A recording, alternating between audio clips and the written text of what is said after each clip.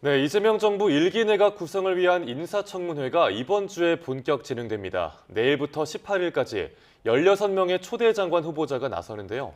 최창렬 용인대 특임교수, 김철현 경일대 특임교수와 청문회 슈퍼위크 주요 관전 포인트를 짚어보겠습니다. 두 분 다 어서 오십시오. 안녕하세요. 네, 강훈식 대통령실 비서실장이 어제 자신의 SNS에 이런 글을 남겼습니다. 일기 내각 추천이 끝났는데 이 대통령의 눈이 너무 높다. 네, 우선 초대 내각 19개 부처 장관 후보자 지명이 마무리가 됐는데 두 분 어떻게 평가하십니까? 먼저 최 교수님. 일단 뭐 여러 분들이 지적하는 것처럼 지적이라기보다도 평가하는 것처럼 의원이 꽤 많이 눈에 띈다는 거예요. 지금 아까 방금 리포트에서 보신 것처럼 국무총리까지 포함하면 9명이에요. 네. 그럼 내각이 16명이니까 적은 숫자는 아니죠. 근데 이제 항상 이 부분이 얘기가 됐는데 이번 정권만 그런 게 아니라 역대 정권이 다 그랬어요. 그래서 이 부분이 그래서 과거에 국회에서 말이죠. 여야가 이 헌법하고 이제 국회법에 의해서 이게 가능한 거거든요. 네. 원래 대통령제에서는 국회의원과 이제 국무위원의 겸임은 자연스럽진 않아요. 미국 같은 경우는 사퇴를 해야 되니까 국회의원이 이제 장관이 되면 우리나라는 이제 내각제 요소가 있는 거예요. 헌법에 의하면 헌법 43조입니다. 국회의원은 법률 정한직을 겸할 수 없다 이렇게 돼 있어요. 네. 국회법 29조에 예외를 둔 게 이제 국무총리와 국무위원 예외다 이런 식으로 나와 있는 겁니다. 네. 이제. 그리고 이제 가능한 여러 가지 되면 안 되는 것 쭉 나와 있는데 거기 이제 국무총리와 국무위원이 빠져 있는 거니까 이제 가능한 게 이렇게 돼 있는 건데 그래서 이제 국회법을 좀 개정하자. 헌법 네. 개정은 어려우니까 그런 얘기 꽤 있었어요. 제가 알기로는. 근데 언제부턴가 이제 그 논의 자체가 사라졌습니다. 여야 모두. 그러니까 지금 이 장관이 이제 국회의원을 겸임하는 건 문제를 삼을 수가 없어요. 네. 헌법과 국회법에 의해서 아무런 하자가 없으니까. 네. 단지 이게 이제 행정부와 입법부가 융합되어 있는 게 대통령제의 기본 얼개는 아니거든요. 그건 내각제의 권력 구조의 얼개란 말이에요. 예. 근데 이게 이제 내각에 국회의원이 9명이 포진한다는 거는 거의 반 이상이란 네. 말이에요. 그렇다면 이게 과연 아주 원론적이고 이제 규범적인 얘기긴 합니다만 행정부에 대해서 입법부가 과연 견제할 수가 있는 것이냐 이런 논란이 당연히 나올 수 있어요. 그건 뭐 예. 정치학적인 지적이니까 그건 당연한 지적이라고 봅니다. 네. 그게 이제 지적이 되는 것이고 그게 네. 눈에 띄어요. 역대 정권 다 그랬고 윤석열 정부 때는 제가 알기로 한 5명, 6명 정도 예. 그때보다는 좀 많은 것 같아요. 문재인 정부도 꽤 많았고 이런 건데 이제 그렇고 또 하나가 이제 그 아까 잠깐 나왔습니다만 몇 명의 후보자들의 이제 제기되고 있는 의혹들, 네. 흠결들 이게 과연 이제 어떻게 이제 이번 이른바 슈퍼 위크에 청문회 슈퍼 위크에 어떻게 국민들에게 해명할 수 있을지 그리고 그 해명이 국민들이 얼마나 받아들일지. 네. 그러니까 어쨌든 이게 역대 정부 다 그랬는데 인사에서 이 장관 청문회나 이런 쪽에서 자꾸 국민 여론과 다른 쪽으로 가게 되면은 지지율이 떨어지고 그랬어요. 특히 네. 윤석열 정부가 그 현상이 심했습니다. 인사청문 보고서 채택이 제가 알고 10명 이상이 안 된 걸로 알고 있는데 그리고 지지율 50% 이하로 떨어지기 시작했단 말이죠. 그게 뭐 다른 여러 가지 요인도 있었겠습니다만 그러한 부분들이 아마 윤석열 전 대통령 때 지지율이 계속 우하향했던 네. 그러한 단초를 제공했다. 그래서 일단 이번 주를 지켜봐야 되는데 그런 것들을 일단 분석할 수 있을 것 같습니다. 네. 국민의힘 측에서는 역시나 최 교수님께서 짚어주신 것처럼 사실상 국회 견제 기능 마비되는 거 아니냐 이런 우려의 목소리 내고 있거든요. 어떻게 생각하십니까? 그래서 그 국민의힘에서는 보니까 사조직 내각이라고 표현을 했더라고요. 네. 근데 그건 조금 과한 표현이라고 생각을 하고 다만 저는 국민의힘에서 보는 것처럼 저는 이번 내각이 보면 민주당 내각이라고 할 수밖에 없을 것 같거든요. 그래서 문재인 정부 때 보면 캠코더 내각이라 그래서 캠프 출신, 뭐 코더 인사, 더불어민주당 인사로 채워졌는데 아마 그런 캠코더의 시즌 2 정도가 되겠다 이렇게 생각할 수밖에 없죠. 이 상상을 해보시면 국무위원이 절반이 이렇게 민주당의 현역 국회의원으로 됐다는 게 어떤 상황이냐면요. 대통령이 주재하는 국무회의의 절반이 민주당 의원이라는 거거든요. 그렇다면 이것이 그냥 국정을 논의하는 국무회의 자리인지 아니면 이재명 대통령이 당대표 시절에 최고위원회의를 하는 건지 사실 구분이 좀 잘 안 되는 거잖아요. 그렇기 때문에 뭐 새 정부가 굉장히 빨리 어떤 국정 안정을 위해서 현역 의원들을 발탁한 것까지는 이해하지만 네. 너무 많다 하는 부분들을 좀 지적하고 싶고요. 이렇게 되면 그 이재명 대통령도 지난 대선 때 보면 책임 총리제, 책임 장관제를 얘기를 했거든요. 네. 그렇다면 책임 총리나 책임 장관이 아무래도 뭐 대통령이 임명하는 자리긴 하지만 네. 나름대로 대통령과 어떤 견제하고 어떤 주요 국정 현안에 있어서는 어떨 때는 반대 목소리도 내야 되는데 이렇게 대통령이 대선 캠프에서 손발을 맞췄던 분들 또는 본인이 당대표 시절에 잘 이렇게 호흡이 맞던 분들로 채워지게 되면 네. 국정이 일방으로 흘러갈 수 있는 그런 위험성을 또 내포할 수 있는 거거든요. 그렇기 때문에 저는 아마 나름대로 어떤 뭐 탄핵 이후에 빨리 국정 안정을 위한 새 조각이기 때문에 그런 부분을 있다고 하더라도 너무 과하다 하는 이런 말씀을 드리고, 그런 여러 가지 부분들은 결국은 이 현역 의원들로 채워진 장관들이 성과를 못 낼 경우에는 고스란히 그냥 오롯이 그냥 이 대통령 책임으로 돌아가는 부분이 있거든요. 그래서 그런 부분도 상당히 좀 아쉽다, 그런 말씀을 드립니다. 예. 이번 인사에서 또 눈길을 끈 게 네이버 출신들의 등용이었습니다. 하정우 대통령실 AI 수석에 이어서 한성숙 중기부 장관 후보자, 그리고 문체부 장관 후보자가 된 최휘영 놀유니버스 대표이사까지 이런 인사에 대해서 지금 화면으로도 띄워드리고 있습니다만 최수진 국민의힘 수석 대변인이 보훈 인사 아니냐 이런 지적을 했더라고요. 이 지적 어떻게 들으셨어요? 저는 저 보훈 인사라는 게 말이죠. 이 인사라는 게 보훈성이 조금씩 다 있어요. 그렇지 않은 정권이 있었나요? 캠코더라는 것도 일정 부분 어쩔 수 없어요. 지금 이번 경우도 마찬가지 아닙니까? 그 대선 캠프에 있던 사람들이 등용되고 그걸 저는 남을 수 없다고 보는데, 과연 이제 이러한 부분들이 직접 이제 나중에 성과로 나타날 것이냐의 문제이기 때문에 네. 보훈 인사 이런 건 뭐 아직 그건 뭐 일상적인 그런 레토릭으로 보는데, 네. 지금 보면 이제 그 문화체육관광 후보자도 그렇고 AI 수석도 그렇고 말이죠. 아무튼 네이버 출신들이, 특정 기업 출신들이 이제 3명이나 포진돼 있어요. 네.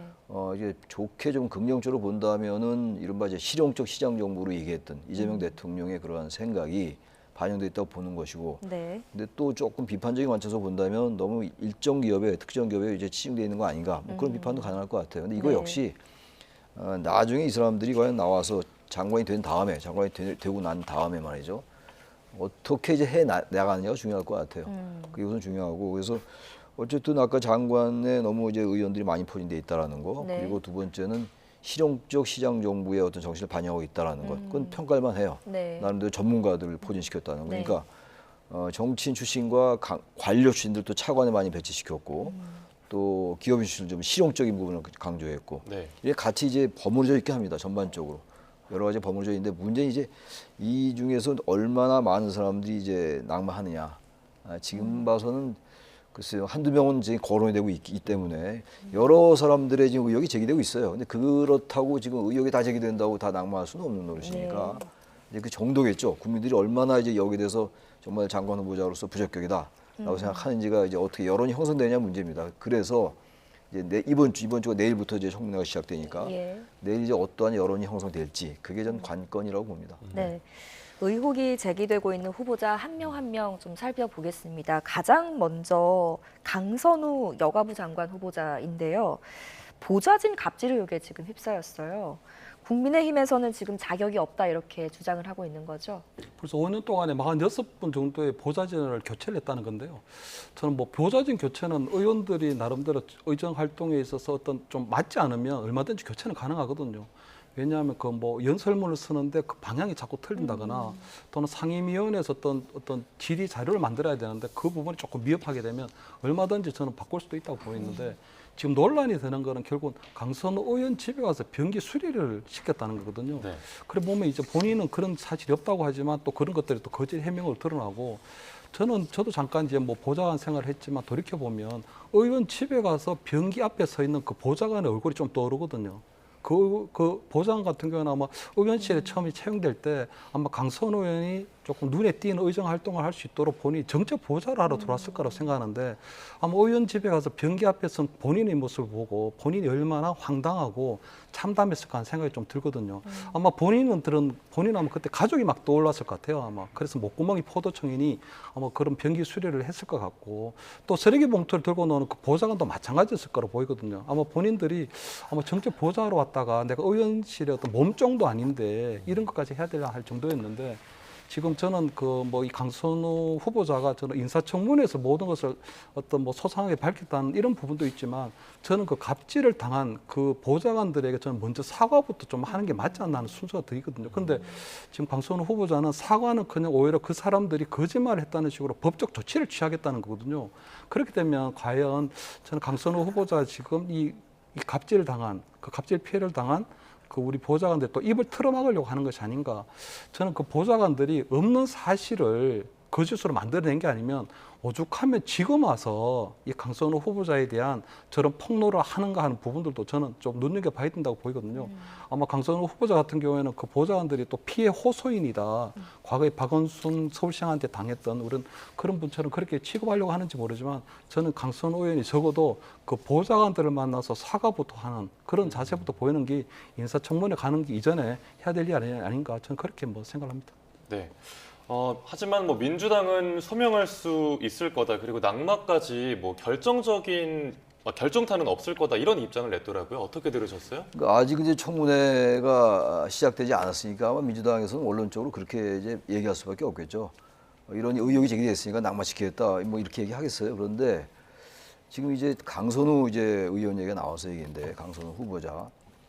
이제 강선우 의원은 지금 사실이 아니다라는 그런 취지를 얘기하고 있는 거잖아요. 네. 민주당도 해명될 수 있다, 소명될 수 있다, 충분히 국민께서 이제 청문회를 보시면 이게 문제가 되지 않는구나라고 생각할 수 있다라고 얘기하고 있는 거예요. 네. 근데 지금 우리 김철현 교수의 말씀처럼 그럼 그 전 보좌진이라는 사람이 그렇게 이거 좀 너무나 좀 황당한 얘기들이거든요. 네. 그 무슨 쓰레기 분리수거라든지 이런 것들 상상이 안 가는 얘기잖아요. 근데 그게 일상적이고 상식적이지 않은 얘기를 그렇게 할 수 있을 것인가? 예. 일반적으로 이제 그렇게 생각할 수 있는 거죠. 근데 모르죠. 뭐 거짓말 할 수도 있는 거니까. 네. 현재 일단 강선우 후보자와 지금 이 부분을 이제 폭로한 그 보좌진 사이에 전 보좌진 사이에 말이 다르기 때문에 일단 사실부터 확인하는 게 중요하다고 봐요. 네. 사실을 확인하고 이게 정말 이게 팩트였다면 이건 문제가 좀 있다고 봐요. 여성가족부 장관의 업무 수행과 관련이 있을 수도 있고 보기에 따라서 없을 수 있고 그래요. 이거는 약간 추상적인 측면이 있습니다만 근데 만약 이게 사실은 그런 부분을 떠나서 글쎄 보좌관, 비서관, 비서 이렇게 있어요. 4급 보좌관, 5급 비서관 이렇게 네. 명칭이 다른 걸로 제가 옛날에는 그렇게 했었는데 지금 모르겠어요. 일단 전체적으로 보좌진 이렇게 얘기하는 거 아니겠어요? 예. 보좌관이 됐건 비서관이 됐건 비서가 됐건 국회의원의 비서는 국민의 세금으로 고용한 별정직 공무원들이에요. 별정직 공무원이에요. 일반 공무원은 아닙니다만. 그래서 이제 그 임명권을 의원이 완전히 좌우하고 있다고요. 임명과 파면, 면직하는 거를. 그런데 이렇게 한다는 건 어떻게 보면 그 면직을 또 많이 시켰다는 거 아닙니까? 다 이유가 있어 면직시켰을 수 있습니다만 보기에 따라서는 일일이 다 우리가 파악은 아직 안 되고 있습니다만 이거 인사권의 남용으로 볼 수도 있는 거죠. 어떤 이유를 다 따져봐야지 알겠습니다.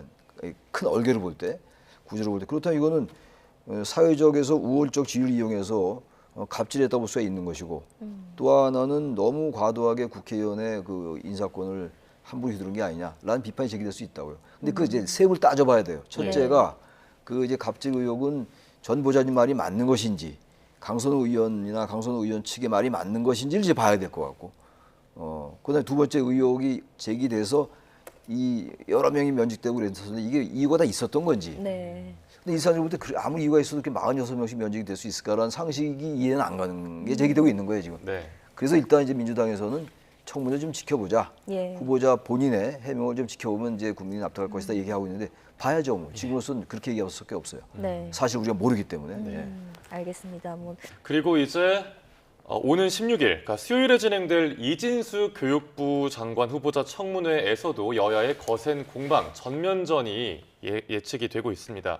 우선 이진수 후보자에 관해서 나오고 있는 의혹들을 지금 그래픽으로 띄워드리고 있는데 대표적인 게 그 논문 쪼개기 그리고 제자의 논문 표절 의혹인 거죠? 그래서 저는 뭐 교육부 장관이면 다른 부처 장관인지 뭐 몰라도 저도 교육부 장관이면 어떤 논문 표절과 관련된 이 논란은 좀 잘못됐다고 보이거든요. 그렇기 때문에 저는 대통령실에서 충분히 아마 검증 과정에서 걸러냈을 수도 있었을 텐데 왜 이번에 추천이 됐나 하는지를 이해를 잘 못하겠고요. 두 번째는 저는 지금 여러 가지 한 11개 정도의 논문에서 일단 뭐 논문 표절이 있었다는 건데 표절이라는 게 좀 고상하게 얘기해서 그렇지 그냥 뺏겼다는 얘기거든요. 그러니까 보통 인용을 할 때는 다른 말로 표현하거나 또는 각조를 반드시 달아서 출처를 밝혀야 되는데 그런 거 없이 그대로 통째로 뺏겨왔다는 것이 논문 표절이거든요. 그렇기 때문에 저는 이것이 사실이라면 이진수 후보자 같은 경우는 좀 최소한의 어떤 학자적 양심이 있다면 사퇴하는 게 맞죠. 그리고 저는 인사청문회까지 갈 것도 없다고 봐요. 근데 지금 이진숙 후보자 같은 경우는 논문 표절에 대해서 여러 가지 얘기를 하고 있는데 본인이 논문 표절을 인정하지 않게 되면요. 결국 하나의 논문이 두 개로 만들어졌기 때문에 본인이 표절 인정하지 않으면 결국 제자들이 교수였던 이진숙 후보자의 논문을 뺏긴 게 되거든요. 그렇기 때문에 저는 그렇게 되면 제자들이 그동안 만들어왔던 어떤 학문적 성과라든가 학문적 가치 이런 부분들도 다 부정하게 되는 거기 때문에 이진숙 후보자 교육부 장관을 되고 안 되고를 떠나가지고 이제는 제자들의 앞길까지도 가로막게 되는 거거든요. 그 아마 그 논문을 썼던 우리 그 제자들 같은 경우에 굉장히 좀 실력들이 있기 때문에 앞으로 뭐 계속 학계에서 남아서 뭐 교수에 대한 꿈도 꾸고 있을 수도 있는데 지금 뭐 이준석 후보자가 본인이 표절한 게 아니다. 그럼 제자들이 결국 표절한 게 되는 거잖아요. 결국은 그렇기 때문에 저는 제자들의 앞길을 막는 그런 나쁜 교수일 수도 있다. 거기다가 본인이 아마 대학 총장 시절에 보면 교내에 위안부 우리 소녀상 만들어지는 거 그것도 방해했다는 의혹도 있고요. 또 윤석열 정부에서 의대 정원을 할 때 아마 본인의 어떤 대학에서 수용할 수 있는 인원을 훨씬 넘은 어떻게 보면 윤석열 정부에 잘 보이기 위한 그런 이제 무리한 정원도 추진했다는 거거든요. 그렇기 때문에 저는 이준석 후보자를 이렇게 곰곰이 보면 이번은 그냥 윤석열 정부에서 맞는 그런 교육부 장관이지 저는 이재명 후보의 새 정부에서 딱 들어맞는 그런 교육부 장관 후보자는 아니라고 보이거든요. 그렇기 때문에 저는 아마 대통령도 이 사실에 대해서는 어느 정도 굉장히 좀 엄중하게 보고 있을 것 같은데 저는 인사청문회까지 가는 것보다 그냥 이준석 후보자 이제 어느 정도는 본인이 좀 결단이 필요한 시점이 아닌가 저는 이렇게는 보입니다. 네, 이재명 대통령이 조갑재, 정규재 이 두 명의 보수 언론인과 오찬 회동을 가진 자리에서 이게 지금 정규재 전 주필에 따른 내용입니다. 이 대통령이 이진숙 후보자에 대해서 추천을 받았는데 문제가 있는 것 같아서 좀 딱하다 이런 이야기를 했다고 전해지고 있거든요. 이게 어떤 의미로 이런 이야기를 했다고 보십니까? 지금 여기서 이제 저와 이제 우리 김 교수가 얘기하는 그런 맥락인 것 같아요. 이재명 대통령이 이걸 알 리가 없었을 거 아니에요. 이걸 안다면 이걸 내정을 했겠습니까? 그러니까 문제는 검증에 문제가 있는 거예요. 누가 추천했는지 모르겠는데 추천한 분이 최소한도 이걸 모든 걸 그 사람에 대해서 다 할 수는 없을 거예요. 네. 우리가 보통 흔히 얘기할 때 미국의 이제 체제를 많이 얘기하잖아요. 미국의 시스템, FBI라든지 국세청이 다 같이 해서 네. 기본적인 걸 이제 검증한 다음에 거기서 통과되는 사람만 이제 청문회 가고 이런 제도를 많이 우리가 얘기해요. 근데 우리 안 되고 있어요 지금. 2000년도에 인사청문회가 도입되고 난 다음에 그 얘기가 숱하게 나오는데 올해도 여지없이 나오고 있어요. 네. 또 안 될 것 같아요 제가 볼 때. 근데 이건 이 대통령이 그 말씀했다는 거는 안타까운 거죠. 그 누가 봐도 이거는 부적격자죠. 부적격자예요. 너무 이렇게 가로채기 하는 의혹이라고 합니다만 그리고 지금 해명을 보니까 충남대 총장이 임명될 때 문제 없다고 얘기했다. 이거 대단히 궁색해요. 정확하게 그게 아니라고 얘기할 수 있어야죠. 그게 아닌 게 아니니까 지금 이런 얘기를 하는 거 아니겠어요? 총장 임명될 때 이런 거 잘 안 따지는 거 제가 알고 있거든요. 이제 장관 후보자가 나오니까 이런 것들이 검증이 되는 거란 말이에요. 그래서 저는 해명 자체가 좀 이제 부족해 보이고 물론 모르죠. 또 이제 청문회 때 보다도 확실한 소명을 할 수 있을지 모르겠습니다만 네. 이 해명 자체가 좀 궁색해 보이고 이재명 대통령께서 그렇게 말씀했다라는 걸로 봐서 문제가 있다라고 하는 인식이 들어가 있는 게 아닌가. 정규재 전 주필의 이제 얘기 전언이긴 합니다만. 네. 그래서 이진수 후보자의 경우는 글쎄요 대통령 인식은 딱하다. 이 얘기는 이거 문제가 좀 있다라고 들려요. 그건 뭐 이제 생각한 사람의 듣는 사람의 주관적인 느낌이긴 합니다만. 그래서 그런 일단을 좀 표시한 게 아닌가. 그래서 저는 이렇게 생각해요. 100% 다 완벽한 사람을 추천할 수 있는 것만도 아니에요. 이게 일단 추천하고 보니까 검증이 부족해서 문제가 있는데 여론이 또 국민적 눈높이가 말이죠. 이건 아니다. 그럼 과감하게 그 여론에 따르면 돼요. 과거 정권들이 과도하게 집착하는 경우가 꽤 있어요. 근데 결국은 항상 안 좋았다고요. 다른 경우도 있었고 네. 많이 있어요. 뭐 전 지난 정권에서도 이런 부정적 여론이 확산되면 낙마하는 경우가 꽤 있어요. 자진 사퇴하고. 그래서 이걸 너무 과하게 집착할 필요는 없지 않을까. 이 여론의 문제거든요.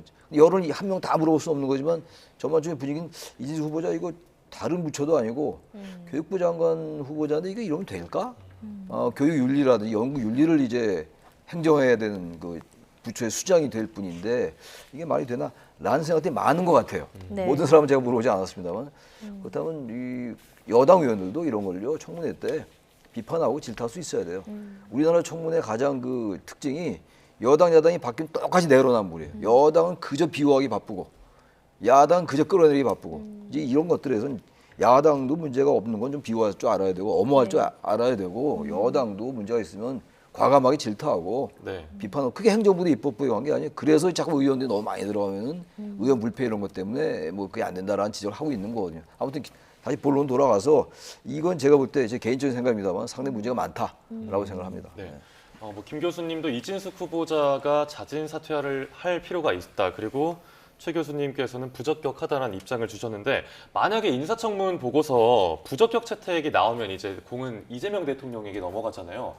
임명을 강행할까요? 아니면 뭐 다른 옵션이 있을까요? 그래서 뭐 저는 임명을 강행을 할 가능성이 크고요. 다만 저는 그 이진숙 후보자에 대해서는 조금 딱하다는 표현을 한 거는 문제가 있다는 부분을 충분히 인식을 하고 있는 것 같거든요. 그러니까 후보 추천 과정에서 검증이 조금 제대로 되지 않았다는 부분 인정을 하고 있는 것 같고요. 네. 딱하다는 표현은 저는 민주당에 보내는 좀 시그널로 보이거든요. 그 딱하다고 하는 건 본인이 볼 때 그냥 객관적인 검증 기준에서 누락됐으면 나름대로 후보자 본인이 사퇴하거나 아니면 민주당에서도 낙마 이번 뭐 새 조각에서는 낙마가 하나도 없다는 게 아니고 적어도 이 부분에서는 민주당에서 좀 객관적으로 이 부분을 처리했으면 좋겠다는 부분이 있는데 네. 지금 본인이 보면 지금 민주당이 제대로 하지를 못하고 있으니 이 부분에 대해서 민주당이 조금 딱하다는 것은 민주당이 보내는 신호로 보이거든요. 그렇기 때문에 아마 이번에 만약에 이준수 후보자가 만약에 인사청문회에서 제대로 해명을 하지 못하고 그대로 임명을 강행하게 된다면 저는 이재명 정부가 지금 생각보다 출범하고 난 다음에 좀 나름대로 좀 산뜻하게 진행이 하고 있거든요. 국정 지지율도 좀 상당히 나오고 있고 또 대통령 본인도 지금 뭐 보수 농객도 만나고 또 종교계 지도자도 만나고 이렇게 여러 가지 대화와 어떤 통합을 하려고 있는 부분인데 결국은 그렇게 어떤 국민의 어떤 논란 속에서도 그걸 길을 틀어막아 버리면 결국 이재명 정부도 전임 정부가 다를 게 하나도 없구나. 그래도 우리가 탄핵 이후에 새롭게 탄생한 이재명 정부는 뭔가 좀 더 새롭고 좀 더 도덕적일 줄 알았는데 여기도 그냥 과거 정권처럼 그냥 무조건적으로 그냥 귀 틀어막고 일방통행하는구나 하는 이런 게 될 수도 있거든요. 그런 것들이 지금 당장은 이재명 정부의 어떤 국정 운영에 부담이 되지 않겠지만 그런 것들이 차곡차곡 쌓여서 결국 균열을 만들어내는 그런 부분이 된다고 보이거든요. 그렇기 때문에 저는 이재명 대통령이 지금 보수 농객을 만나서 좀 딱하다 하는 그 시그널은 민주당에 보내는 신호이기 때문에 민주당에서 그 뜻을 좀 충분히 이해하면 다음 주 수요일 이전에는 어떤 형태로 뭐 결론이 나지 않을까 저는 이렇게 보입니다. 네. 자, 이번에 열릴 청문회와 별개로 민주당이 인사청문회법 개정을 추진하고 있습니다. 내용을 보니까 후보자의 사생활이나 가족 문제, 도덕성 검증은 비공개로 진행하자라는 건데요. 국민의힘은 후보자를 엄호하려는 거냐며 반발하고 있습니다. 최 교수님은 어떻게 생각하세요? 그러니까 그 얘기는 이제 아까 제가 잠깐 이제 말씀드렸습니다만 정확한 내용은 아직 제가 잘 모르겠어요. 비공개로 진행하자는 게 의원들이 모여서 네. 하되 그거는 이제 언론에 공개하지 않는다 이렇게 얘기하는 것인지 네. 아니면 아까 제가 잠깐 말씀드린 그 미국처럼 국가 기구들이 그 시스템을 만들어서 미리 이제 여러 가지를 아주 사전에 검증하는 건지 전자인 것 같아요. 전자라면 저는 의미 없다고 봐요. 비공개 청문회라는 건 의미가 없는 거죠. 청문이라는 거는 히어링한다는 거 아니에요. 듣는다는 거 아닙니까? 들어서 국민들이 볼 때 어떻게 됐느냐를 보겠다는 게 인사청문회의 취지예요. 예. 청문회를 하는 이유는 대통령의 인사권은 고유의 권한입니다만 국민과 같이 가겠다는 거거든요. 그게 인사청문회의 취지예요. 그게 네. 2000년도에 그래서 도입된 거예요. 그리고 도입되고 난 다음에 계속 확대되어 왔어요. 지금 꽤 많아요. 지금 인사청문회 대상이 말이죠. 근데 이걸 의원들끼리만 비공개 청문회 하겠다. 그거는 그냥 이거 국민들에게 많이 알려지니까 머리 아프다, 골치 아프다 이렇게밖에 안 들릴 수 있다고요. 제가 아직 세부적인 내용은 잘 모르겠는데 보다 정교화해야 돼요. 그래서 정말로 완벽하지는 않더라도 어떤 몇 가지 기준을 설정해서 여기에 맞지 않으면 설령 능력이 있다 하더라도 비전이나 이런 게 좀 있다 하더라도 좀 아쉽지만 네. 아예 그냥 그 발표 안 하는 거죠. 그 사람은 다칠 게 없는 거예요. 비공개를 한 다음에 이 사람 안 되네 그러고 그냥 얘기 안 하는 거죠. 네. 지금 그게 아니라 일단 내정하고 난 다음에 그때부터 검증이 들어가니까 결국 장관도 나중에 낙마하면 장관도 못 되면서도 잔뜩 자기 사생활만 드러나는. 그래서 이제 다 이렇게 뭐 고소한 사람이 많다는 거 아니에요? 네. 네. 근데 그런 법은 저는 의미가 없을 것 같아요. 미리 국가에서 완전히 검증한 다음에 이 사람 아니네 그럼 그냥 없던 걸로 하는 거. 그럼 그 사람은 아무도 다치지 않고 사생활에 어떤 피해도 안 보면서 다른 사람도 검증해서 이렇게 이 사람 문제가 없네. 그럼 이제 인사청문회 공개된 인사청문회에서는 완전하게 정책 비전을 얘기하는 거죠. 저는 그런 시스템이 맞다고 봐요.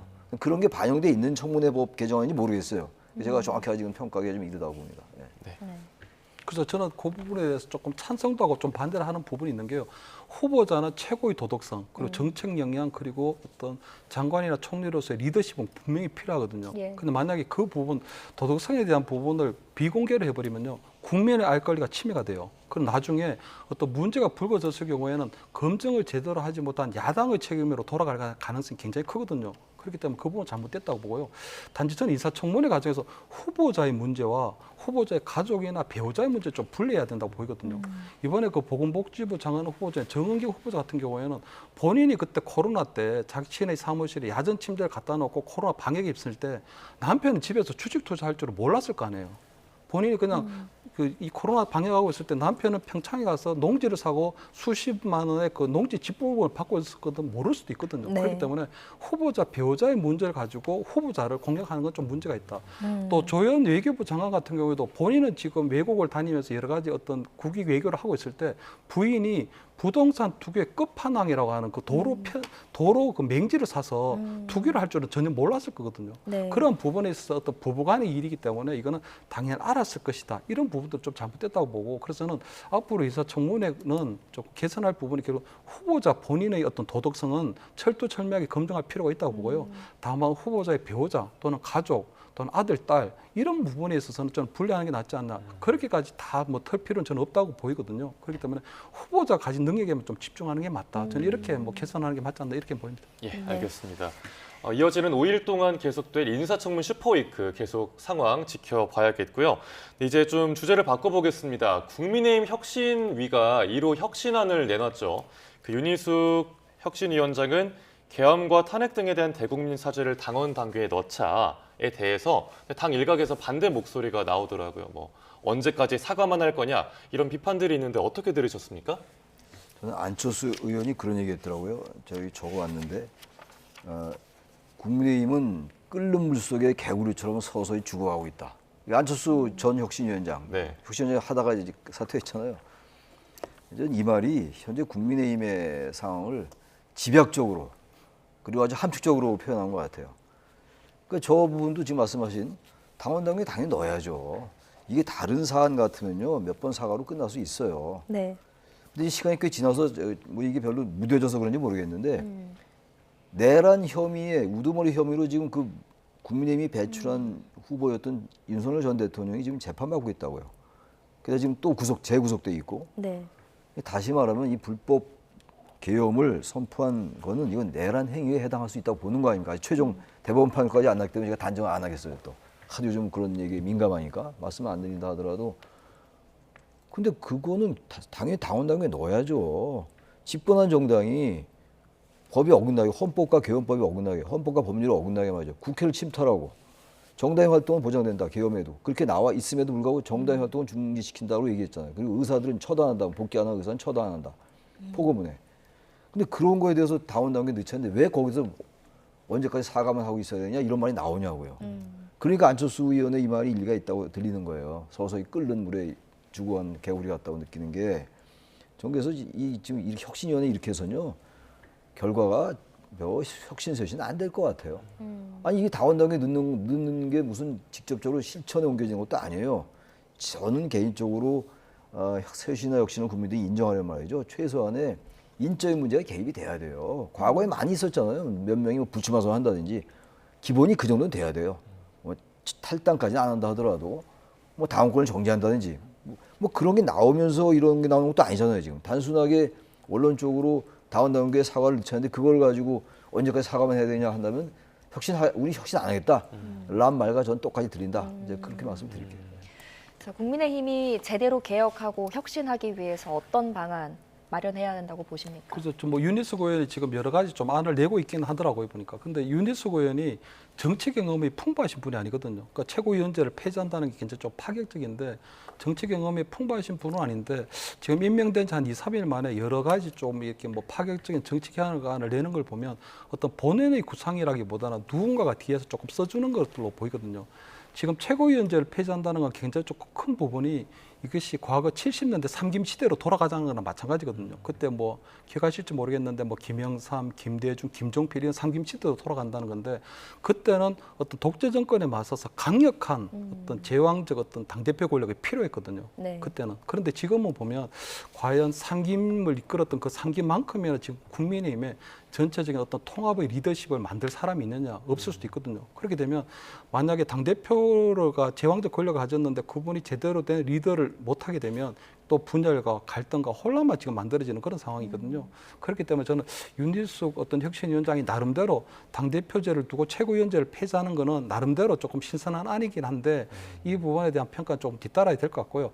다만 이 당대표의 권력이 어느 정도까지 줄 것인가에 대한 얘기는 아직 나오지 않고 있거든요. 만약에 이 당대표에게 절대적인 권한을 줄 수만 있다면 저는 한동훈 전 대표도 이번 전당대회에 출마할 가능성이 있다고 보이거든요. 왜냐하면 한동훈 전 대표에는 만약 나와서 본인이 당대표 권력을 쥐게 되면 나름대로 지금 나와 있는 여러 가지 인적 청산의 문제라든가 보수 쇄신에 대해서 본인이 주도권을 갖고 아마 리더십을 행사할 수도 있다고 보이기 때문에 만약에 윤일숙 의원은 어떤 당대표에게 절대적 권한을 주는 그런 형태가 제대로 구축이 된다면 한동훈 전 대표도 이번 전당대회 출마할 가능성이 크다. 좀 이렇게 보이죠.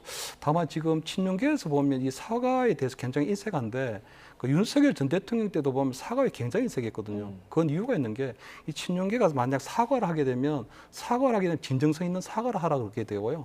진정성 있는 사과가 뭐냐면 결국은 친윤계가 이선으로 후퇴하라는 게 되는 거거든요. 네. 그렇기 때문에 그런 부분들을 지금 친윤계에서 계속 경계하고 두려워하는 게 아닌가 저는 이렇게 보입니다. 예, 알겠습니다.